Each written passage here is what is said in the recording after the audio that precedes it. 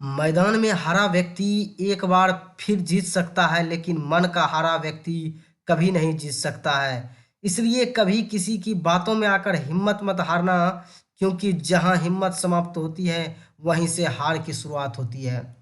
Welcome to Gyandeep school. Dear student, today I am going to teach you subject social studies for class 8, chapter first, topic name world during modern as.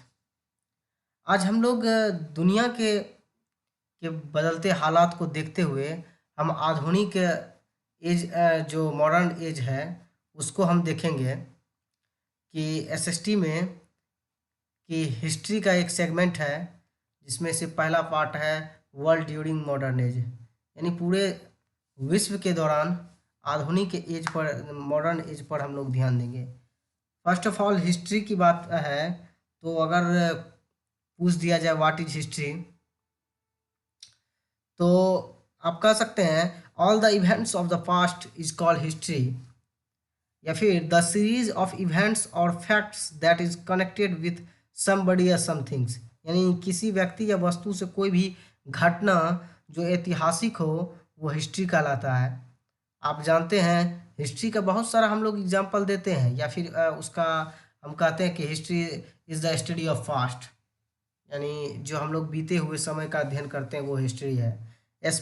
Especially the people, scientists, events and problems of the past, as well as our attempts to understand them, यानी ये सब जितने भी problems या events होते हैं, और उन्हीं का ये लोग जो है अध्ययन करते हैं।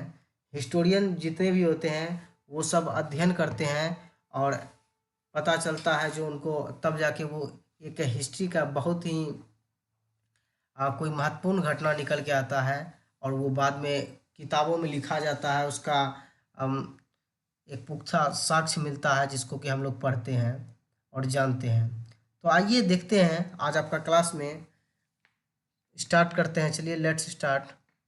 The history of India is divided into ancient, medieval and modern periods, यानी हिस्ट्री जो है इंडिया के दरम्यान में देखें तो हिस्ट्री को 3 भागों में डिवाइड किया है। एक एंशियंट यानी प्राचीन हिस्ट्री, मेडावल हिस्ट्री यानी मध्यकालीन इतिहास, एंड मॉडर्न पीरियड्स यानी आधुनिक इतिहास। ये 3 हिस्ट्री का सेगमेंट है, तीनों अलग अलग पार्ट में है। चलिए स्टार्ट करते हैं। चूँकि आज जो वर्ल्ड ड्यूरिंग मॉडर्न एज का है, तो ये मॉडर्न एज से रिलेटेड है। चूँकि आप लोग प्रीवियस जो आपका क्लास था उसमें आप लोग एंशियंट, मेडावल बहुत अच्छे से पढ़ चुके होंगे। इसमें फर्स्ट सेगमेंट जो आपका स्टार्ट है वो वर्ल्ड ड्यूरिंग, यानी विश्व के दरम्यान में ये देखा जा रहा है कि आधुनिक भारत के इतिहास के बारे में।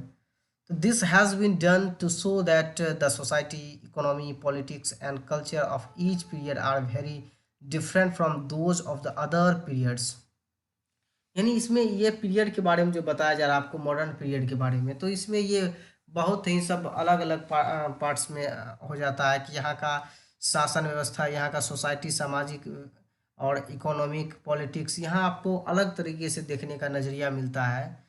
जैसा कि आप लोग एंशियंट और मेडावल में पढ़े होंगे, उससे काफ़ी ये डिफरेंट है। The differences between medieval times and modern times in our history are more basic, यानी बताया जा रहा है कि ये मेडावल और मॉडर्न में काफ़ी डिफरेंसेस था। मेडावल पीरियड में देखते होंगे ज़्यादातर राजा महाराजा, माइटी किंग्स, जो शक्तिशाली राजाओं था, राजा हुआ करता था, वही शासन करता था। वही अपने ताकत के बल पर कोई भी जगह पर कब्जा करके वहीं वहाँ राजा बन जाता था। और अभी के टाइम में है कि यहाँ पर डेमोक्रेसी है, यहाँ लोग अपने से किसी को एक प्रतिनिधि को चुनते हैं। इलेक्टेड पीपल जो होते हैं वो बनते हैं प्राइम मिनिस्टर, चीफ मिनिस्टर, वो जाके कुछ और हमारे भलाई के लिए करते हैं।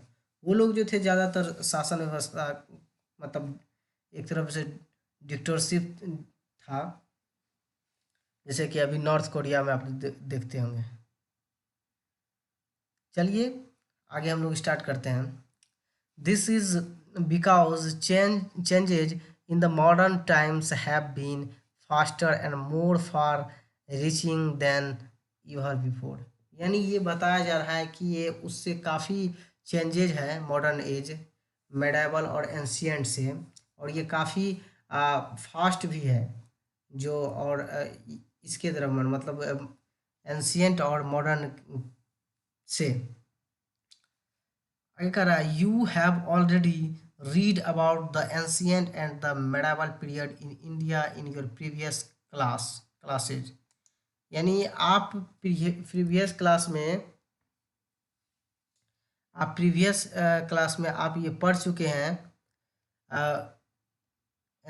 कि एंशियंट इंडिया और जो है आपका मेडाइवल पीरियड, यानी एंशियंट पीरियड और मेडाइवल पीरियड आप पढ़ चुके हैं इंडिया के दरमियान, इंडिया के सेगमेंट में। और हम लोग जो प्रीवियस क्लासेज में आप देख चुके होंगे। Let us now turn towards the modern period of India, which covers of the period between 1707 and 1947 AD। यानी इसमें बताया जा रहा है कि आपका मॉडर्न पीरियड जो दिया है इंडिया के दरमियान में, इसको जो कवर किया गया है, ये टाइम पीरियड जो है 1707 से लेके 1947 तक का जो दिया है, ये मॉडर्न पीरियड का दिया है। बहुत सारे बुक्स में अलग अलग रहते हैं, लेकिन आपके इस बुक में जो है 1707 से लेके 1947 एडी, यानी एनो डोमिनी, यानी ये सब जो है ईस्वी में है, और ये 1707 से लेकर 1947 तक का मॉडर्न पीरियड का ये रखा गया है। इससे पहले जितना था एंशियंट और मेडाइवल में पार्टिसिपेट था उसका ईयर, अब जो इसका ईयर है 1707 से 1947 तक। आइए देखते हैं। The modern period first started in the 15th and 16th century in Europe. Modern period जो सबसे पहले स्टार्ट हुआ वो 15th यानी 15 और 16 यानी 16वां ये सेंचुरी में ही यूरोप में स्टार्ट हो गया। आप जानते होंगे यूरोपियन कंट्री के बारे में, और बहुत सारे शासक यूरोप से भी इंडिया में आए। अब देखते हैं यूरोप में किस तरह से शासन व्यवस्था था, या फिर स्टार्ट सबसे पहले जो हुआ यहीं पर। तो देखिए, it started later in India around the 18th and 19th century. यानी बताया जा रहा है कि इंडिया का जो यानी स्टार्ट हुआ ये लगभग 18th और 19th सेंचुरी में स्टार्ट हुआ, क्योंकि यूरोप में 15th और 16th सेंचुरी में ही स्टार्ट हो चुका था, इंडिया में बाद से शुरू हुआ। आप ईयर देख चुके होंगे 1707, यानी ये 18th सेंचुरी चल रहा है, और ये 20th सेंचुरी तक चला था, क्योंकि आप जानते होंगे सेंचुरी यानी शताब्दी, 100 वर्ष। यानी अगर ये 1700 से लेके 1799 तक वो 18 सेंचुरी रहेगा, क्योंकि वो 18 को सेंचुरी को पूरा कर रहा है। बात गौर से सुनिए, 1799 वो अब पूरा करने वाला है 1800 को, इसलिए उसको हम लोग 18 सेंचुरी कहेंगे। अब 1800 जैसे ही हो गया, अब वो हो गया मतलब 19th सेंचुरी, 19वीं शताब्दी स्टार्ट हो जाएगा, क्योंकि 1801 से लेके 1899 तक वो पूरा किसको करने वाला है, 2000 को, यानी 20 सेंचुरी को। इसलिए आप ध्यान दीजिए, ये जो 1707 है, ये आगे चल के 100 तक जाने से पहले 99 तक जो जाएगा, वो 1799 तक जाके ये 18 सेंचुरी को पूरा करने वाला है, 18वां शताब्दी को, क्योंकि ये 1800 पूरने वाला है, इसलिए 18वां शताब्दी हो जाएगा। अब 1800 जैसे ही पूर गया, अब वहाँ 1800 से लेके 1899 तक, क्योंकि वो अब 1900 को पूरा करने वाला, वो इसलिए उसको कहेंगे 19वीं शताब्दी, यानी 19th सेंचुरी। अब यहाँ देखिए 1947, ये किसको पूरा करेगा, जब 100 तक जाएगा तो 2000 को, यानी ये हो जाएगा 20 सेंचुरी, ये अभी 20 सेंचुरी, यानी ये 18 सेंचुरी से 20 सेंचुरी के बीच जो था इंडिया में चल रहा था मॉडर्न एज। और यहाँ पर कह रहा था modern period first started in the 15th and 16th century in Europe. Europe में जो पीरियड स्टार्ट हुआ इसका, ये 15th और 16th यानी 15 और 16वीं शताब्दी में ही स्टार्ट हो गया, जबकि इंडिया में बाद में हुआ लगभग 18 और 19 सेंचुरी में। अब आइए सोर्सेज ऑफ मॉडर्न हिस्ट्री का देखते हैं, यानी आधुनिक भारत का, आधुनिक इतिहास का बहुत सारा सोर्स होगा, तो वो सोर्सेज को देखते हैं क्या यहाँ पर उपलब्ध था।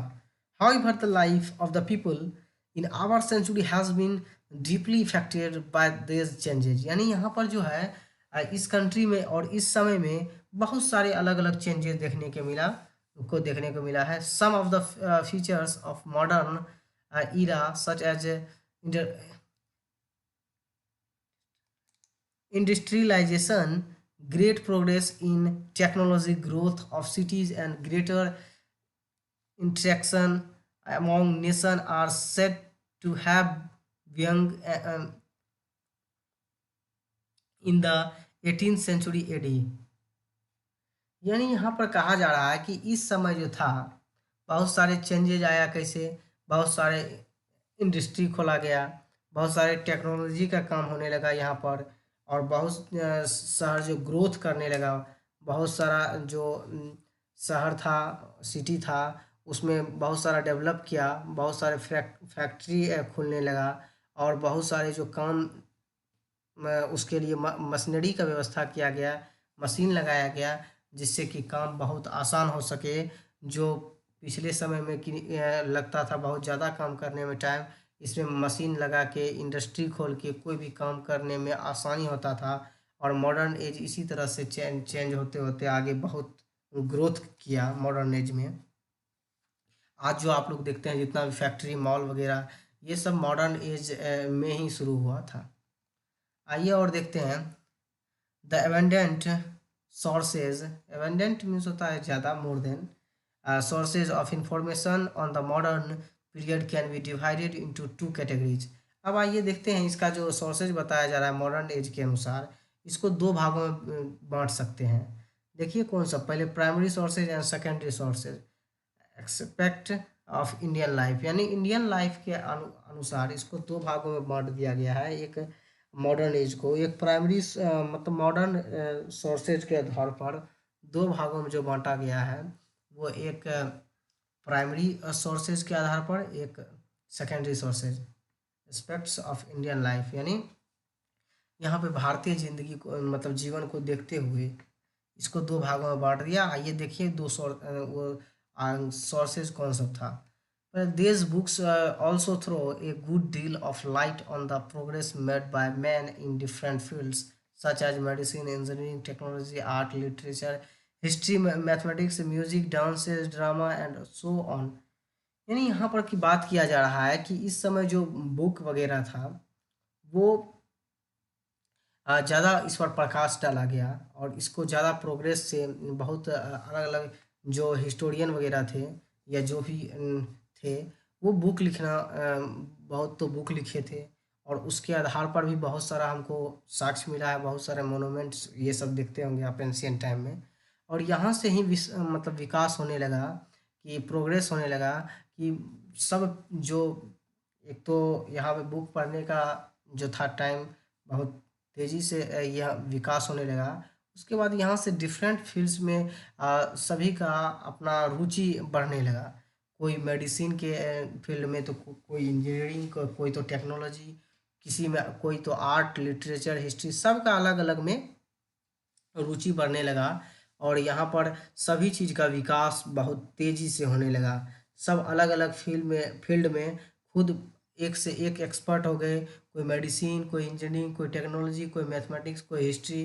तो इसलिए देखते होंगे कि हमारे देश में जब पढ़ते होंगे आप, ये सभी में सब अपना अपना एक तरह से महारत हासिल किए हुए था। जैसे आप पढ़ते होंगे मैथमेटिशियन के बारे में, हिस्टोरियन के बारे में, तो ये सब आसानी से आप पढ़ते होंगे तो लगता होगा कि नहीं ये सब कितना नॉलेजेबल पर्सन था। तो ये सब थोड़ा इस सब को अपना बुक पर ज़्यादा ध्यान गया, और इस पर ज़्यादा ये लोग प्रकाश डाले, और तब जाके ये अलग अलग फील्ड में बहुत आगे चल के महारत हासिल किए और जाके आज हिस्ट्री जो हम लोग पढ़ते हैं, ये सब में कुछ ना कुछ ये लोग का भी देन है। और ये लोग भी बहुत सारे चीज़ को ढूंढे, जैसे कि हिस्टोरियन वगैरह के बारे में पढ़ते हैं, तो वो लोग भी बहुत सारे चीज़ का खोज किए। और बहुत सारी चीज़ आज भी ढूंढा जा रहा है साइंटिस्ट वगैरह के द्वारा, जो एस्ट्रोनॉट्स होते हैं या और जो इंजीनियरिंग वगैरह होते हैं या हिस्टोरियन रहते हैं, आज भी वो अपने कुछ न कुछ का चीज़ में अपना उसमें लगे हुए रहते हैं, ताकि बहुत सारे चीज़ का विकास हो सके। चलिए देखते हैं पहला, गवर्नमेंट डॉक्यूमेंट्स। अब देखिए यहाँ पर जो कुछ दिया गया है, अब जो बुक वगैरह होते हैं उसको भी आगे चल के डिवाइड किया गया है।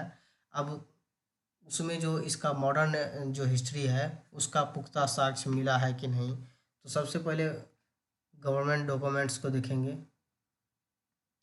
India is a vast country, India एक बड़ा देश है। So in different parts of the country, और इनका बहुत सारा अलग अलग पार्ट है पूरे कंट्री का। Different powers played there parts, और यहाँ पर अलग अलग सभी को पावर्स दिया गया है अपना अपना स्टेट्स वगैरह में।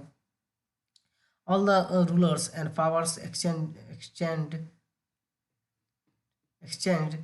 डॉक्यूमेंट्स विथ ईच अदर, यानी यहाँ पर जो रूलर्स यानी शासक होते हैं, पहले तो रूलर्स होता था शासक राजा महाराजा, अभी तो प्राइम मिनिस्टर चीफ मिनिस्टर सब अलग अलग जगह पर अपना शासन करते हैं।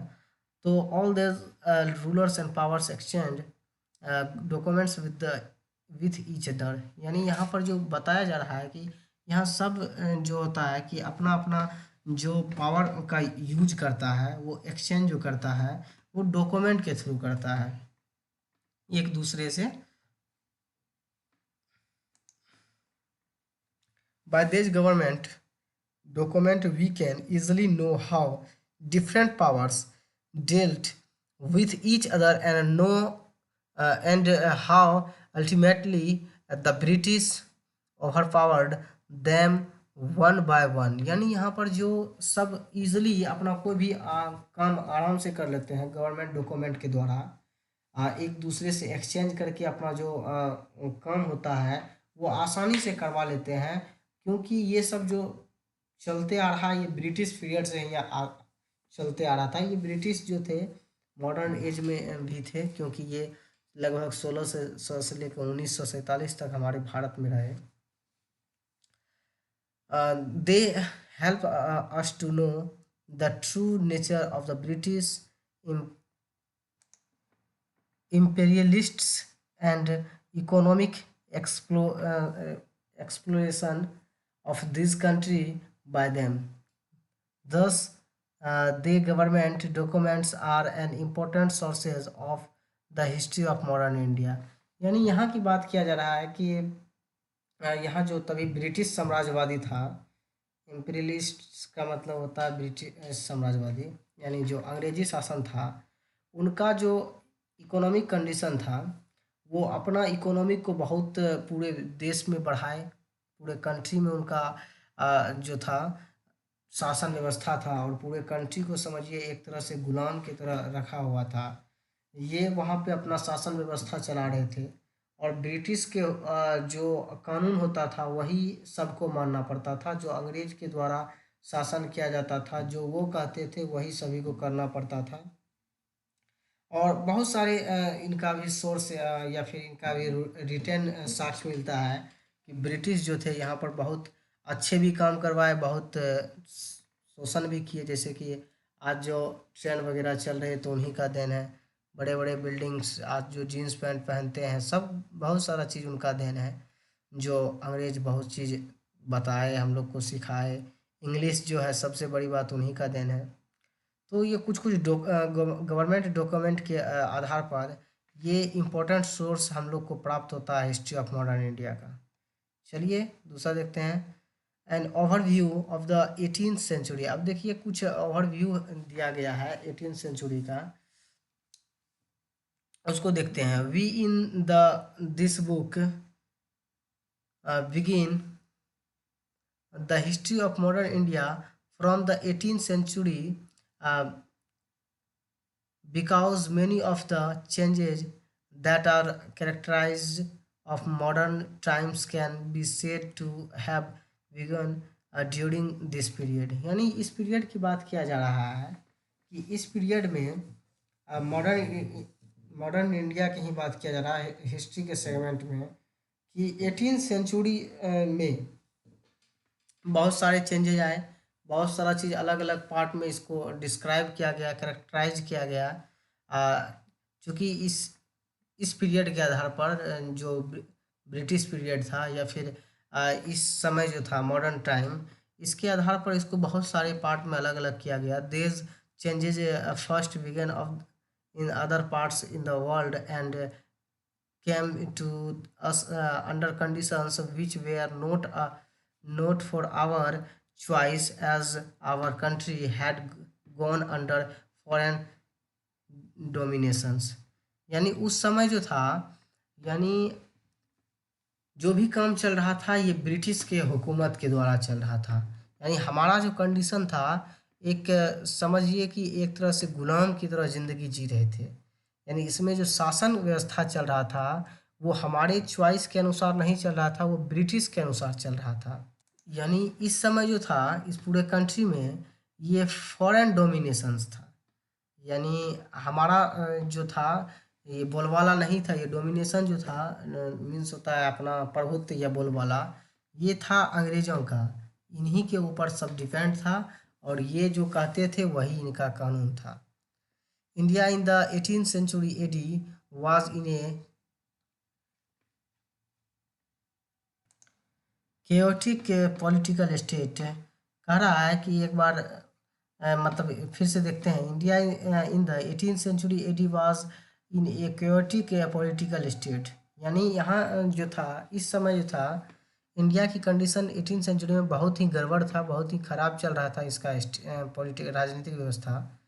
The Mughal empire which held the country together for several countries had become weak। यानी जो मुगल एम्पायर थे वो जब यहाँ पर देखते हैं और यहाँ पर देखे कि एक साथ बहुत सारे कंट्री को यहाँ पर ये जो सबसे पहली बात मुगल एम्पायर जो थे ये तो दूसरे देश से आए हुए थे। जो बाबर सबसे पहले आया और मुगल वंश की स्थापना 1526 में किया। तो ये सबसे पहले यहाँ की कमज़ोर चीज़ को देखे कि यहाँ पर किस तरह से सब शासन कर रहे हैं एक दूसरे से और किस तरह से बहुत सारे कंट्रीज़ जो हैं यहाँ पर आए और रह रहे हैं और बहुत सारे कंट्रीज़ यहाँ पर शासन कर रहे हैं। बहुत सारे ब्रिटेन थे, ब्रिटिश, फ्रांसिस, उसके बाद डच, ये सब भी बहुत सारे कंट्रीज़ थे। मुग़ल टाइम तो बहुत समय और भी अंग्रेज़, उस समय अंग्रेज़ नहीं आए थे जिस समय मुग़ल वंश था। वो अंग्रेज़ जो थे उस समय डच था। उसके बाद डच डच से पहले डच भी नहीं था, इससे पुर्तगीज था, ये सब था। लेकिन उस समय मुग़ल एम्पायर के समय में बहुत सारे विदेशी आते थे। लेकिन ये मुग़ल के समय में ही अंग्रेज़ लोग आना स्टार्ट किया है।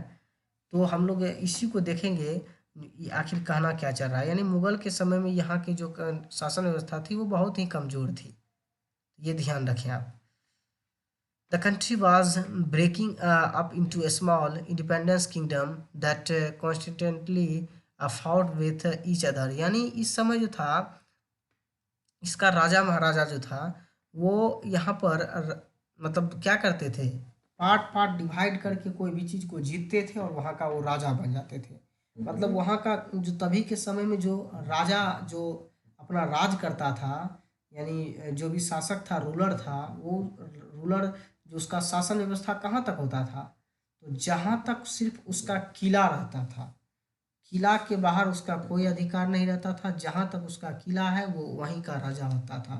तो वो सब बहुत अलग छोटे छोटे पार्ट में डिवाइड था, जिसको कि वो धीरे धीरे लड़ाई करके एक दूसरे से उसको जीत लेता था, फिर वहाँ का भी वो राजा हो जाता था। This disunity finally lead to the colonization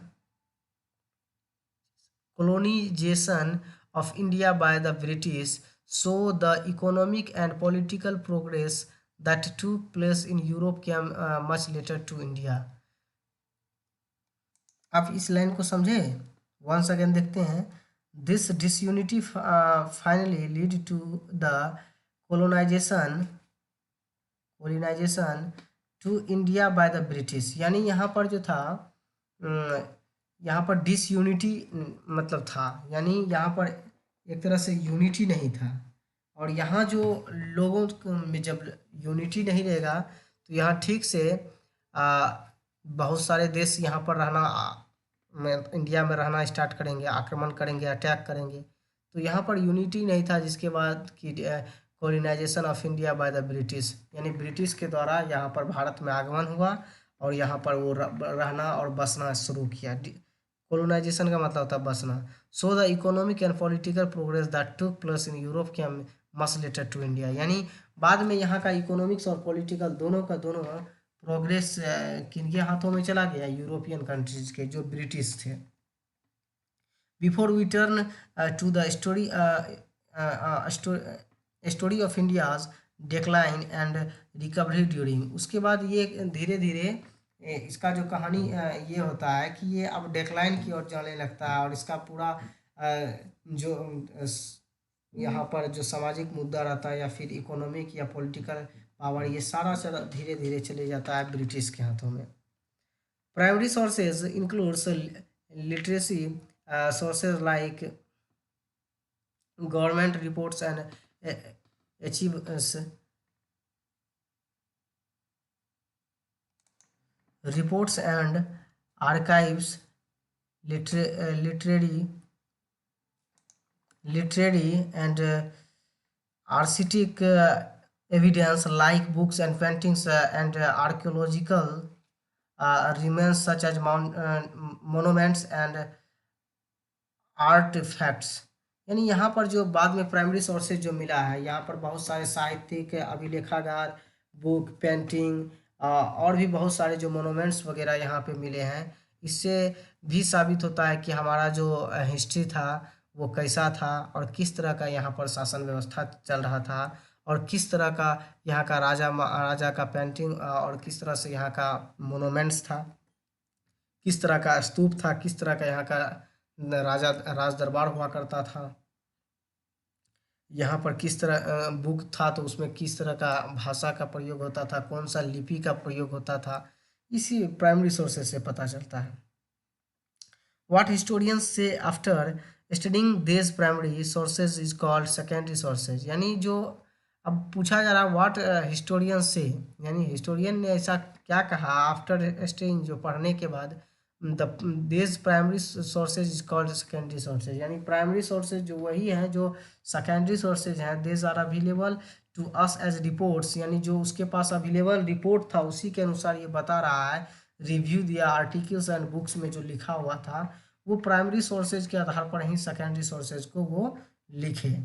अब आइए दूसरा बता रहा है कि प्रिंटेड बुक्स, यानी जो आप सबसे पहला गवर्नमेंट बुक्स देखे थे, अब यहाँ पर प्रिंटेड बुक्स में भी आपको हिस्ट्री का साक्ष्य मिलेगा कि मॉडर्न एज इस समय कैसा था या फिर इस समय हिस्ट्री का क्या सेगमेंट इसमें या हिस्ट्री से क्या इससे रिलेटेड है। Because of the invention of the painting press during this period, यानी यहाँ बता रहा है प्रिंटेड बुक्स का मतलब मार्क गुटेनबर्ग ने जो प्रिंटिंग प्रेस का मतलब ये सबसे पहले खोज किया, मतलब उसका शुरुआत किया, तो जर्मनी के थे मार्क गुटेनबर्ग। तो वही प्रिंटेड बुक्स जो छापना स्टार्ट किया तो उन्हीं का देन है।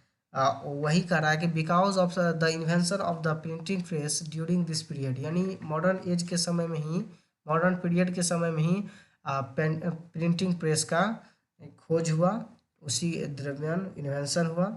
ए lot of books both in Indian and the foreign language are available which throw light on various, यानी इस समय बताया जा रहा है कि जो इंडियन बुक था और जो फॉरेन बुक था ये अलग अलग लैंग्वेज में भी मिल सकता है। किस समय में? जब प्रिंटिंग प्रेस का शुरुआत हो गई। This period we shall state here in brief the main trends of changes that took place on the world many of the changes which have brought in the modern age first began in Europe। सबसे पहले बताया जा रहा है कि यहाँ पर बहुत सारे चेंजेज आता है। यहाँ का ट्रेंड्स जो रहता है एक तरह से बहुत चेंज हो जाता है जब मॉडर्न एज में यूरोपियन के द्वारा यानी यूरोपियन कंट्रीज़ के द्वारा इंडिया में बहुत सारी चीज़ का यहाँ पर इन्वेंट होता है और बहुत सारा चीज़ का यहाँ पर ऐसा ऐसा चीज़ होता है या ऐसा यहाँ पर इंडस्ट्रीज़ वगैरह यहाँ पर बहुत सारे ऐसा कंपनियाँ खोली जाती है जिसके द्वारा यहाँ का थोड़ा रुख चेंज हो जाता है और उनका दिया हुआ इतना सारा चीज़ रहता है जिसका कि जो सर्च मिलता है हम लोग को बुक में तो वो पढ़ने के लिए मिलता है। जो आज का इंडस्ट्री है उसमें अंग्रेज़ों का कहीं ना कहीं देन है। जैसे आप देखते होंगे कि आपका बरौनी रिफाइनरी है, ये भी किसी न किसी देश के सहारे है, सिर्फ इंडिया के सहारे नहीं। आप देखते होंगे बहुत सारा चीज़ ऐसा इंडस्ट्री लगाया गया है वो यूरोपियन कंट्रीज़ का उसमें बहुत बड़ा योगदान है। तो यहाँ पर कह रहा है कि मॉडर्न एज में बहुत सारे चेंजेज आया तो यो यूरोपियन कंट्रीज़ के द्वारा आया। अब देखिए resistance of its effects on the people of Europe, यानी पुनर्जागरण का अब यहाँ पे बात कर रहा है कि इफेक्ट प्रभाव क्या पड़ा जो लोग थे यूरोप के लोगों पर पुनर्जागरण का प्रभाव दिखते हैं। Resistance of literary means rebirth of रिवेल of learning which began in Europe, यानी यहाँ पर कह रहा है कि रेजिस्टेंस यानी पुनर्जागरण यानी उसको दोबारा उसका ये हुआ किसका, तो ये पुनर्जागरण जो है कहने का मतलब रेजिस्टेंस यानी लिटरेसी मीन्स रिबर्थ यानी दोबारा इसका जन्म हुआ revival of learning which began in Europe, यानी यहाँ बताया जा रहा है कि rebirth of revival of the learning which began in Europe, यानी यहाँ पर फिर से इसका जन्म होता है और जिसको कि हम लोग पुनर्जागरण कहते हैं और यूरोप में पुनर्जागरण का शुरुआत होता है जिसका कि मतलब होता है कि रिबर्थ ऑफ लिटरेरी यानी वहाँ पर फिर से ऐसा दौर आता है जिसमें कि वहाँ पर पुनर्जागरण का शुरुआत होता है। तो आइए देखते हैं पुनर्जागरण क्या होता है। It was the revival of Greek and Roman learning, यानी यहाँ पर जो है अब दो यहाँ पर वर्ड आया ग्रीक और रोमन, यहाँ पर दो ऐसे खोज होता है और दो वर्ड्स ऐसे होते हैं जिसको कि अब यहाँ पर लर्निंग के लिए सीखने के लिए इसका शुरुआत होती है। Resistance started in Italy and spread to all parts of Europe, यानी इटली यहाँ तो इटली में तो शुरुआत होता ही है और ये spread to all parts of Europe, Italy के अलावा भी ये सभी जगह फैला दिया जाए। स्प्रेड मतलब फैलाना होता है, ये यूरोप के सभी भागों में फैला दिया जाता है। It inspired people of think of themselves to reason and also to challenge the established customs, traditions and institutions which they thought were harmful to them, यानी यहाँ पर जो बताया जा रहा है कि इसका ट्रेडिशन बहुत चेंजेज हो जाता है, बहुत सारे चीज़ सीखने को मिलता है, बहुत सारे जो चैलेंजेज आता है और बहुत सारी चीज़ को एस्टेब्लिश करवाया जाता है, बहुत सारा चीज़ को कस्ट्यूम्स वगैरह को यहाँ का ट्रेडिशन चेंज हो जाता है, बहुत इंस्टीट्यूशन चेंज हो जाता है। तो यहाँ पर बताया जा रहा है ये बहुत ही थोड़ा देर के लिए यानी हार्मफुल यानी नुकसान होता है। The scientific temper developed through resistance lead to new invention and the discovery of new lands, यानी यहाँ फिर कहा जा रहा है कि साइंटिफिक टेम्पर की नज़र से अगर देखें ये तो बहुत डेवलप किया और पुनर्जागरण का बहुत ही एक नया खोज के रूप में इसको जाना जाता है कि ये न्यू लैंड के तरह यानी कोई जगह नया जगह जैसे ढूंढ लिया जाता है उसी तरह इसको पुनर्जागरण को रेजिस्टेंस को माना जाता है, क्योंकि ये इन्हीं का देन है कि बहुत सारे ऐसे नया नया इन्वेंशन होता है, डिस्कवर होता है और इसी को कहते हैं न्यू लैंड्स के जैसे, यानी किसी नए जगह का खोज हुआ। चलिए आगे देखते हैं न्यूज़पेपर मैगजीन्स पम्पलेट्स से we also get a lot of information about the modern period from a large number of newspaper, यानी हम लोग जो इंफॉर्मेशन देखते हैं मॉडर्न पीरियड के बारे में ये हम लोग को कहाँ से मिला या कहाँ से हम पढ़ते हैं, ये बहुत सारे मैगजीन से, न्यूज़पेपर से, पम्पलेट से। तो यहाँ पर मॉडर्न पीरियड की बात किया जाए तो यहाँ पर बहुत ही लार्ज नंबर पर न्यूज़पेपर, मैगजीन्स, पम्पलेट, ईटीसी, यानी इस समय जो है, इस पीरियड से हमें पता चलता है कि यहाँ पर जो एक तो मैगजीन, न्यूज़पेपर, पम्पलेट्स का ये तो बहुत ही ज़्यादा था और लोग इसका यूज करते थे। और कह रहा है कि which language by different peoples, यहाँ पर बहुत सारे जो sorry which were printed in different parts of India in different language by different people, यानी यहाँ पर बहुत अलग लोगों के द्वारा बहुत सारे अलग अलग लैंग्वेज में छपाई होता था, जिसमें से कि इंडिया के लोग जो थे अलग अलग लैंग्वेज में उसको पढ़ते थे।